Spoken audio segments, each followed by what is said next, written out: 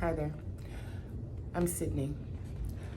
I'm your guide and your sage for going down this path we call inner child healing. It's a powerful journey. It's a powerful decision to make if you feel like you've come to a point where everything that you know or have known has not served you and has left you in a position to fend for yourself. You've come to the right place. You've begun the correct journey. And I'm here to kind of give you an overall view of what that looks like. Because if you think you're the only one, you're not. There are millions of people on the planet that suffer from CPTSD, SA survivors, a lot of individuals that have experienced a lot of trauma, and we fight. But we don't fight physically and we don't fight emotionally. We fight by fortifying ourselves and becoming solvent. And the inner child healing seems to be the first step you need to take in gaining your self-respect, giving yourself the love that you deserve, and ultimately living the life, the full life that you are worthy of living. So if you stick with me, we'll go through the journey, an overall synopsis of the journey together. So here we go. So the bottom line is that we all carry within us a version of ourselves that formed in childhood, and that's your inner child. This part of us holds our earliest experiences, both joyful and painful. Inner child healing reconnects us back to our younger selves and offers us the love and the safety we needed when we were children. So the goal of this lesson is to understand how childhood physical abuse impacts the brain and how to recognize these effects as they show up in adulthood. And of course, at the end, we're going to learn some skills, some particularly that are very near and dear to my heart because they've helped me a lot in my trauma. But we'll go over tools that'll help you begin your inner healing. So psychologists say that ignoring a child, simply ignoring a child, can have the effect on their brain that gives the same impact as being punched in the face. And if you can just kind of let that sink in for a minute, just ignoring a child can give them the emotion of being punched in the face. Blew my mind when I learned that. So what happens when there is true physical abuse present in the childhood? What does that look like to the brain? Well, there can be trauma to the amygdala, which creates hyperactivity and can lead to constant fear. There can be shrinkage of the hippocampus that affects the memory and emotional regulation. So as you become an adult, you don't necessarily know how to regulate your own personal emotions internally or externally. You could also endure underdevelopment of the prefrontal cortex, and this impairs self-control. That speaks for itself. It dysregulates the nervous system. It keeps you in a dysregulated fight, flight, freeze or fawn system. The body remembers what the mind forgets. It's as we get older that these traumas begin to show themselves. Whether it be having a hard time keeping a relationship, having a difficult time understanding your children, having a hard time understanding yourself, the emotions that you feel, what to do with them, where they come from, and how to manage them. So I have a whole list of authors that have written on releasing trapped energy in the body. And at the end, we'll kind of go over this list, but it speaks to the power that you can take back, knowing what's ailing you. Energy cannot be destroyed. So if there's an energy created in childhood, it has followed you, if not grown, into your adulthood. The power of knowing this is that there's enough research on this topic that you can go back, educate yourself, and begin to use the tools, the experiences, and the journeys of other individuals to begin to start self-healing. Self-healing takes more time. It's a slow process. It's probably the most lengthy process you can experience, rather than just going and talking to a counselor and getting involved in a group therapy type session. Self-healing, in my opinion, is going to be your most powerful avenue if you can handle that. But it takes the longest. To me, it's the most endearing. It's hard to see yourself from time to time, but when you come out on the other end, what you experience is what you got in to the journey for, a new you. So again, how past wounds affect us today. Hypervigilance, always feeling on edge, people pleasing, or fear of upsetting others. That's your fawn response. Difficulty trusting or connecting with others. Low self-worth, internalizing shame and self-blame. Emotional numbness or disassociation. Explosive anger or emotional outbursts. Chronic pain in the body. Physical tension, disconnection from the body. The body remembers what the mind attempts to forget.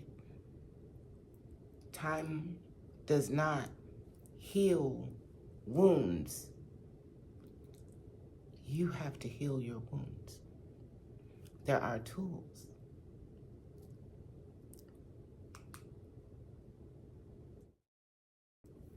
So why any inner healing matters?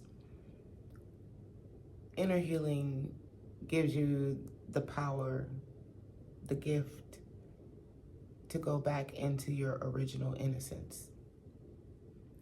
It gives you the power, the gift of meeting your own unmet needs, giving yourself that part of yourself, joy and authenticity.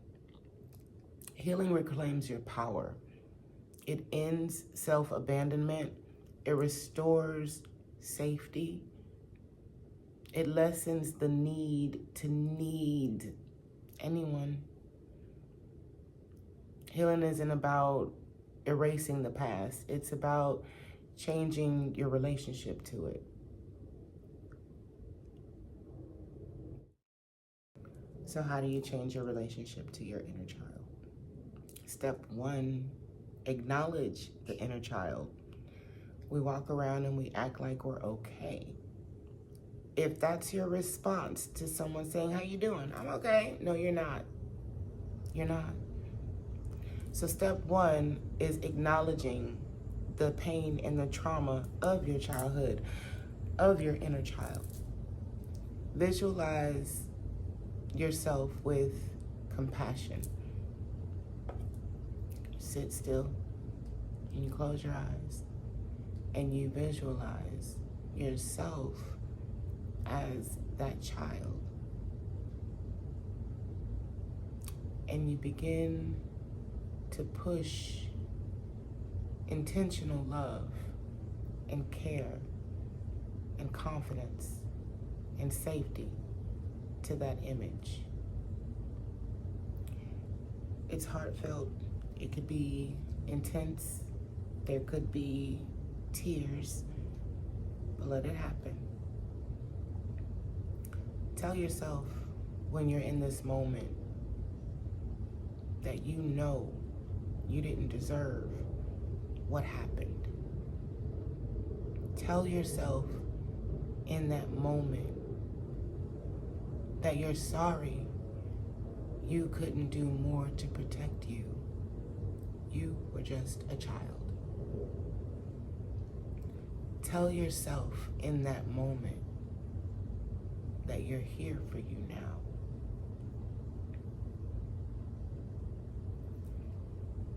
The exercise is extremely powerful. You can also begin to journal, writing down what you wish someone had told you during those painful moments. Write down now what you would say to that child, to you, in those moments of pain, from where you are right now. So how do you change your relationship to your inner child? Step 2, you're going to rebuild the safety within yourself. You're going to practice grounding.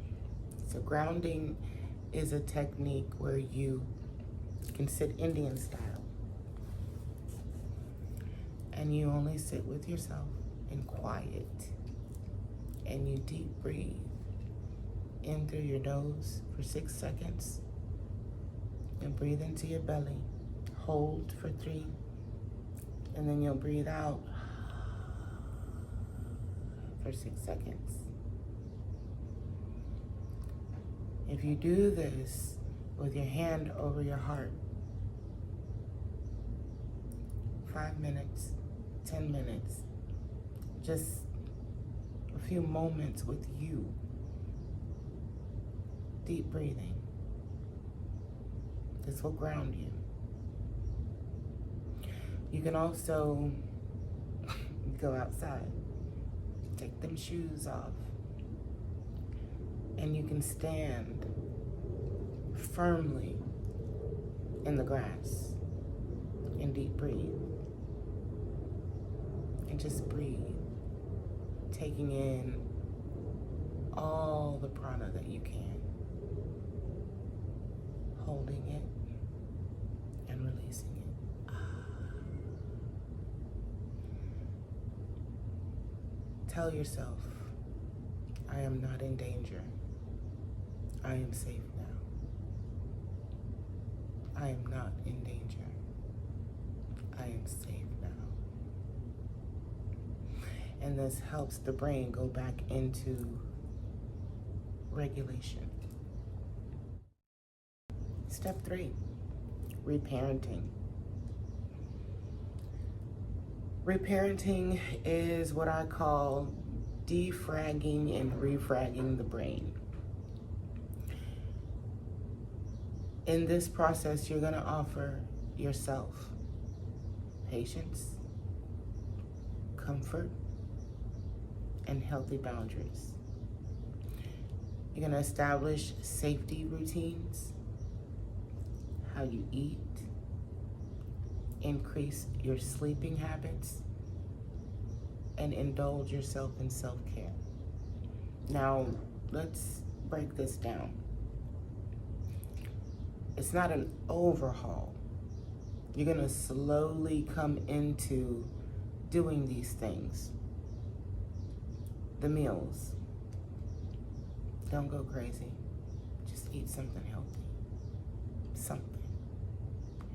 Rest. It's not laziness. Again, listen, it's not laziness. It's your system overloaded. No one should be as exhausted as we are today, even with the way we live our lives.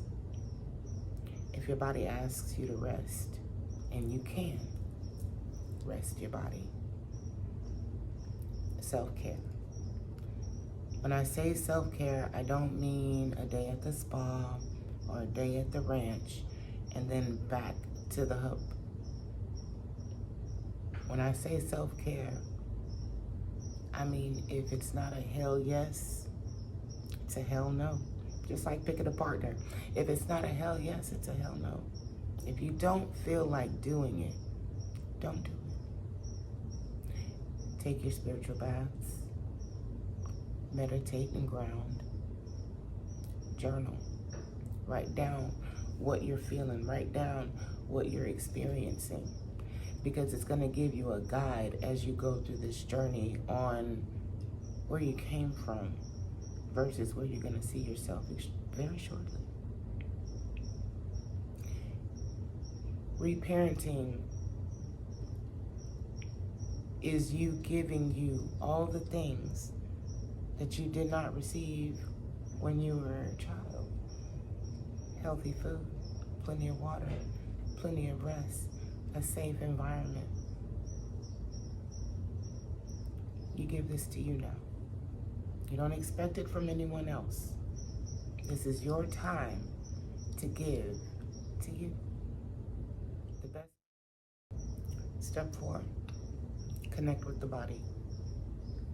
Trauma lives in the body. You're gonna wanna release it gently.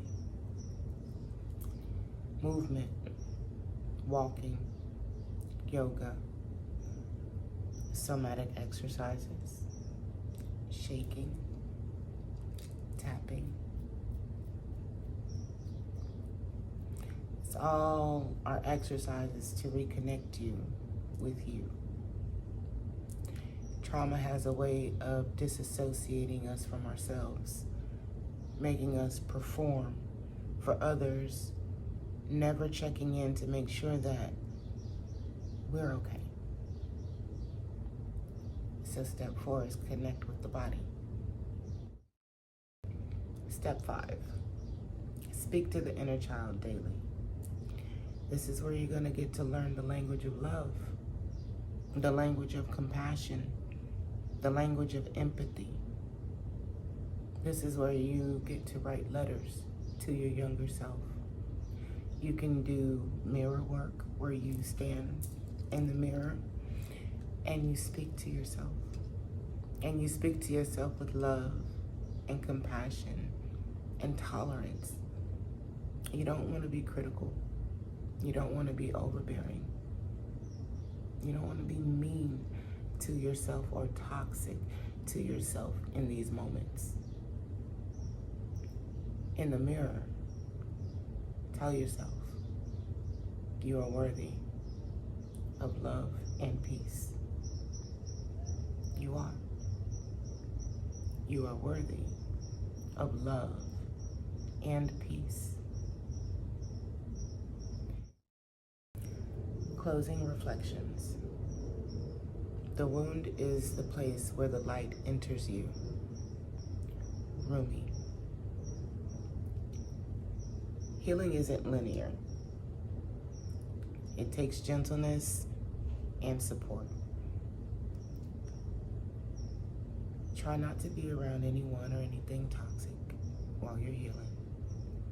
Try to remove toxic music. Go into sound healing, aromatherapy, a lot of bubble baths. Eat the foods you love. Drink plenty of water. Smile every chance you get, because you're doing something a lot of people don't get an opportunity to do. Heal and love again. And that is so powerful. You're not broken. How many times I thought I was broken. You're not broken. You adapt to survive. We are survivors. Finally, a journal prompt. Write down, what would your inner child ask for today? Think about it. Write it down.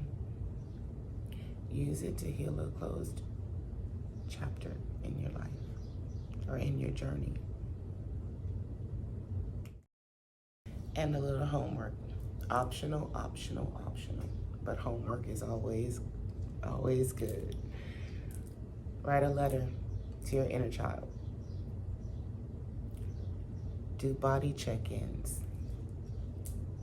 Ask, how's my body feel right now? How's my body feel right now? Check in with yourself. And practice safe space visualization. Safe space visualization when you get overwhelmed. This helps a lot. Put yourself in a bubble and begin the deep breathing. 6. Hold for 3. Out for 6. Okay, last but not least, authors on releasing trapped energy in the body. I have a nice little list here. I'm just going to read off. You'll have to rewind and play back so that you can get these written down. But Peter A. Levine, Walking the Tiger. In an Unspoken Voice. Somatic Experiencing the Trauma Release. Bessel van Kerkhove, The Body Keeps the Score. It's neuroscience and body-based trauma therapies. Then there's Gabor Maté, When the Body Says No. That's powerful. The Myth of Normal, Body-Mind Connection and Stored Trauma. Then there's Candace Pert, Molecules of Emotion, How Emotions Are Stored at a Cellular Level. That could be extremely helpful in understanding what you're going to go through while on this journey. There are going to be a lot of releases. There are going to be a lot of renewals cellularly. This book will give you information so that you don't get freaked out about what the body is going through as you're transforming your mind. Deb Donna, The Polyvagal Theory in Therapy. David Bessel, The Revolutionary Trauma Release Process, or TRE. Lois Hay, my favorite. You Can Heal Your Life. I love this because you can. Anodea, Anodea, Judith, Eastern Body, Western Mind. And Richard Swartz, No Bad Parts. Judith Blackstone, Trauma and the Unbound Body. So that's our reading list if you care to indulge. But education is love. Hugs and kisses are amazing, but education is love. So I give you this love freely. I hope you do the best that you can do with it. Change someone else's life. But come back to this video if you need any refreshers or any reminders. The next installation is going to be on transmuting the energy of transmuting the energy of heartbreak and humiliation. A powerful one. I'll make it short and sweet just like this one was, and can't wait to see you on the next go round. Go be great.